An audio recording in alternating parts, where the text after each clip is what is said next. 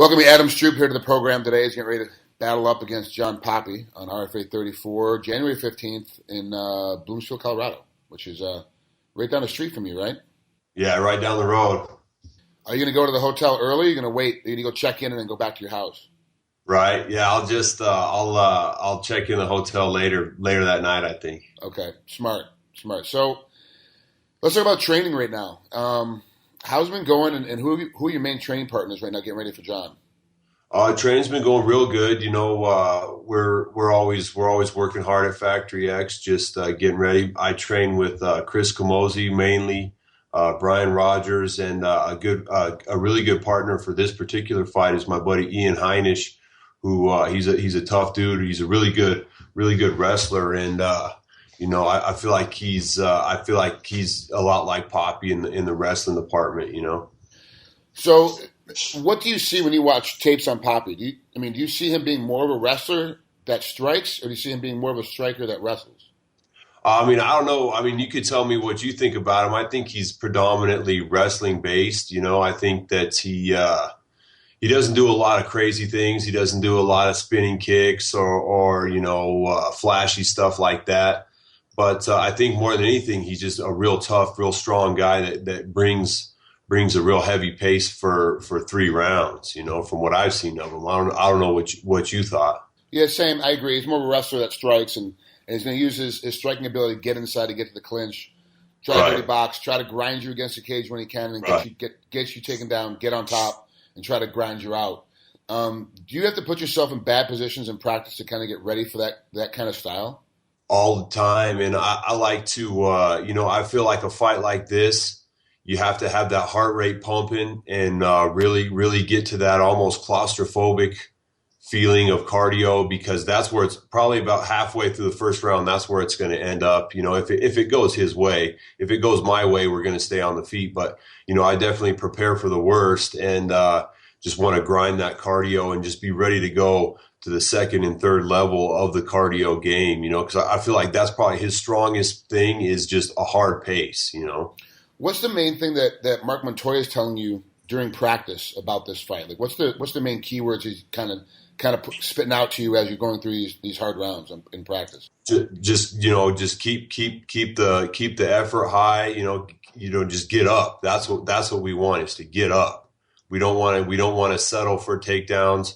You know, hopefully we're going to be able to stuff his takedowns and make him work, get him tired. He's got to come up to here. I don't know how he feels about that. I think he's from Wisconsin. I don't know about their elevation or whatever, but it's when he comes up here, he's going to feel it, and just make him work, make him uncomfortable, get him in bad spots, and put the pressure on him. You know, and that's one of the things I do like about Mark as a coach, is that it's not some weird code. It's not. He's not trying to like fake out the opposing corner or trying to use some kind of adverbs or adjectives that no one else understands but him and the athlete. He keeps it very simple. You know, get up. It's very easy. It's very straightforward. You know, I need to see more pressure. I need to see you circle more. Like he just keeps it very square and very straight. But I got to ask, because you're at Factory X, and obviously Joe Warren, the Bellator competitor, also competes or also trains with you guys. What's it like with Joe in the training room? Because Chris Camozzi, he's very calm and even-keeled. You're very calm and even-keeled. But then Joe Warren's kind of spastic all over the place. Like he's half nuts. In person, you deal with him personally. You know, when you're out and about, he's a lot to handle because he's very animated and he's very energetic. But in the practice room, is he the same way in the practice room too? Yeah, Joe's a high-energy guy. You know, he's a character for sure. And there's days that I'm glad that I'm not in his weight class, you know what I mean? Because we usually spar within our weight class, but he's high energy and he is very competitive. He hates to lose any takedown, any situation, stuff like that. He's a really inspirational guy in his attitude more than anything. And but yeah, he's a handful no matter what. If you're training with him or just hanging out at a restaurant, you know, he's high paced. Does Chris Camozzi inspire you as much as Joe Warren does, but just in a different way? Sorry, I didn't hear that. I said, does Chris Camozzi inspire you the same as Joe Warren does, but just in a different way? Well, yeah, I mean, to be honest, I've been doing this for 5 years now, and Kamozi's been there since my very first fight. You know, he's almost been like a big brother to me in the game. You know, he's only a month older than me, but he's been in the game 5 years longer. So, you know, he's definitely inspired me to, you know, train hard, and I try to emulate, you know, and try to train as hard as he does, and you know, he's guided me and, you know, helped me get to where I am for sure. So he's helped me out a lot. Every interview I see and read from you, you always mention Chris. That's why I was wondering, because it almost seems like Chris is more influential than Joe, and now I understand why. It makes much. Yeah, absolutely. You know, like Joe, I've been training with Joe for a long time, just about the same time. But every day I train with Chris, you know, and he's my size, he's my weight, he's my age, you know, and we train hard every night. We're going to train hard tonight. Yeah. You know. All right, one last thing I want to get into before we get out of here. You got a pretty decent record at 10-2. I mean, it's no slouchy record. I want to go back to the Corey Davila fight. What happened during that fight? That's the 2 fights ago for you. You lost by decision. What could you have done more during that fight to win the decision? I think more than anything, I was relying heavily on my clinch because I'm really confident there, landing knees and punishing people there. And I think that he was able to sweep my legs. I was prepared for somebody to grab my legs. He was sweeping them with his feet. I wasn't really, not that I wasn't ready for that, but it caught me by surprise. And he had a really heavy hips on me. I've never felt heavy hips across my hips like that. And he made it hard for me to get up. And I think I just wasn't keeping good separation on the feet. You know, I feel like I could beat him on the feet. My hands are better. And I was just grabbing onto him too much, you know. But that was a big fight for me, and I was really bummed I lost that, you know. Yeah. But so you obviously came back out. You fought Charlie Brown and submitted him in the second round. So the next fight back, you won. You know, from the couch relatively easily. You know, it looks easy on TV. Not as easy, obviously, inside the cage. But you did bounce back from it very, very easily, appearance-wise. Was it hard to get ready to get back in there because you had been on such a long win streak, you know, before that? Was it hard to get back in the win column? Were you a little bit more nervous trying to get the win after the loss against Corey? There was definitely more weight on it because I don't want to drop 2 in a row. That's definitely never a good thing.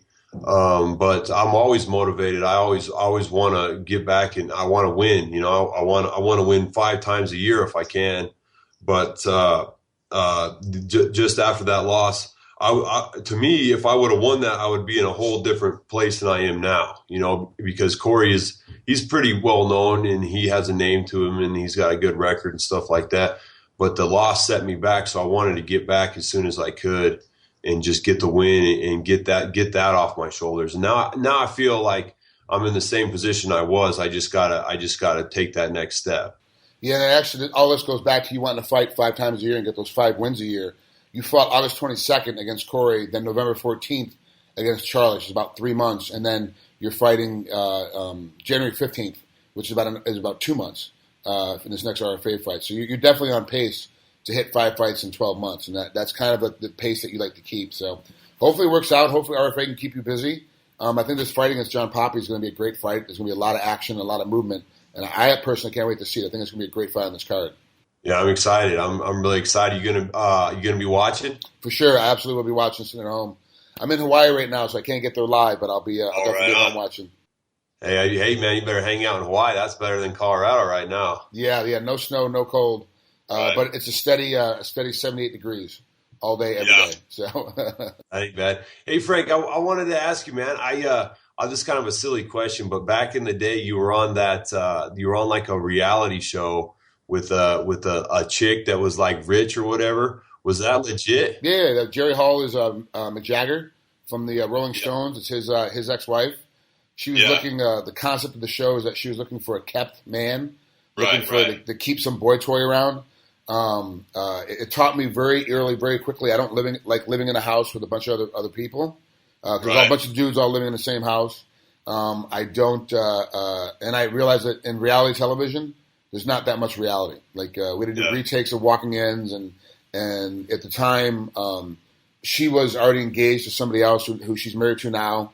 Obviously, it was like a weird kind of scenario where there's other guys always kind of humming around in the background behind the cameras. We really couldn't figure out who he was, and then about 2 weeks into it, we're like, oh, that's the boyfriend. Okay, now we get it. So now we get this. It was kind of a put on then. Oh yeah. Most reality TV pretty much is a put on. It's all about editing. It's all about the storyline they're trying to give you.